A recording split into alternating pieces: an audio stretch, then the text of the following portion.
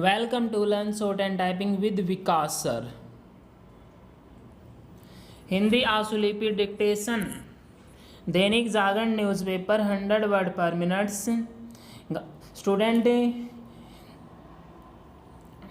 कल आपकी क्लास नहीं हो पाई थी किसी कारण ड्यू टू सम रीज़न, इसलिए हम आज आपकी क्लास कंटिन्यू करने की कोशिश करते हैं, लेकिन कभी कभी नहीं हो पाती, उसके लिए I am so sorry.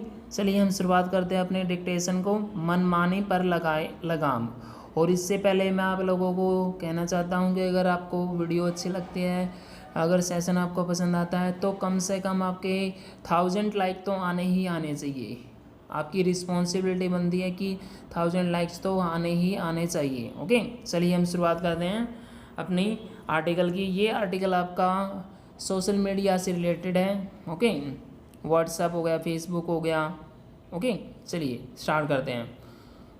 Start. WhatsApp की निजता संबंधी नीति पर उसे और उसके स्वामित्व वाली कंपनी फेसबुक को नोटिस जारी कर सुप्रीम कोर्ट ने यही संकेत दिया कि ये कंपनियां निजता की रक्षा को लेकर सतर्क नहीं। यह संकेत उसकी इस टिप्पणी से भी मिला कि आप होंगे ट्रिलियन डॉलर कंपनी के मालिक, लेकिन निजता उससे भी बड़ी है।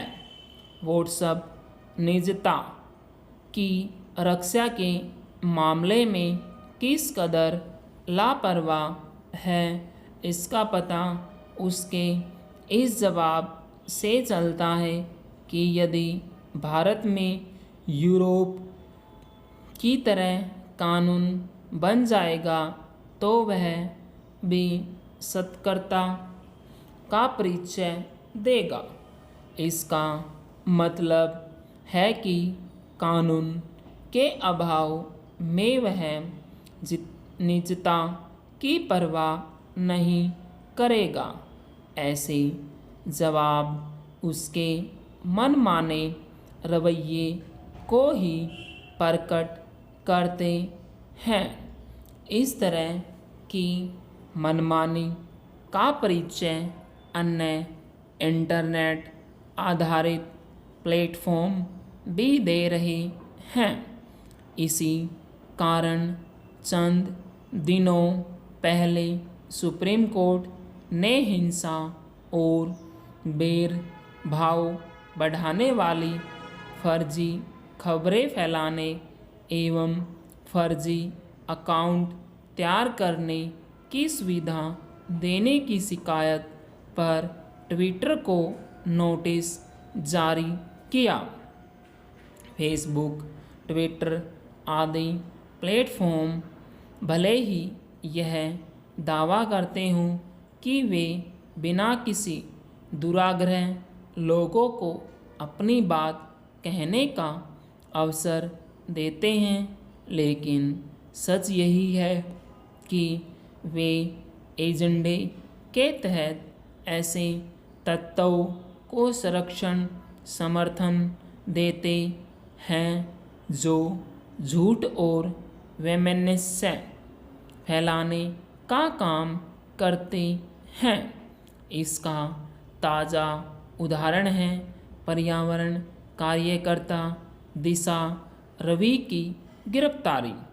यह गिरफ्तारी इस आरोप में की गई है कि दिशा रवि ने भारत को बदनाम करने और देश में हिंसा भड़काने के मकसद से एक दस्तावेज तैयार करने में मदद की।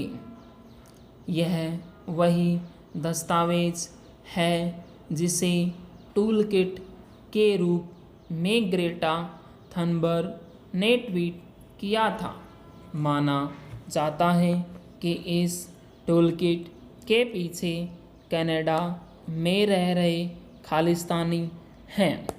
दिशा रवि की गिरफ्तारी पर हंगामा मचा है, लेकिन इस हंगामे से बेगुनाह नहीं साबित होने वाली।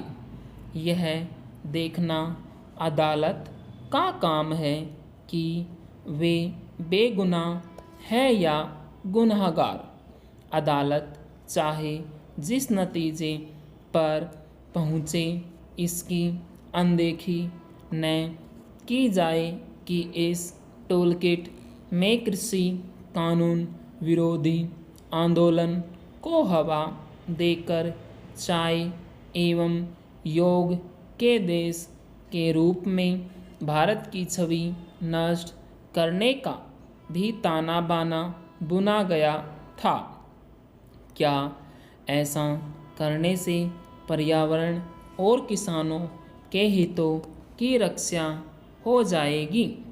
इस सवाल से मुंह चुरा रहे लोग इससे इनकार नहीं कर सकते कि फेसबुक और ट्विटर सरीखी कंपनियां जानबूझकर विमर्श को दूषित करने और अफवाहें फैलाने का काम कर रही हैं।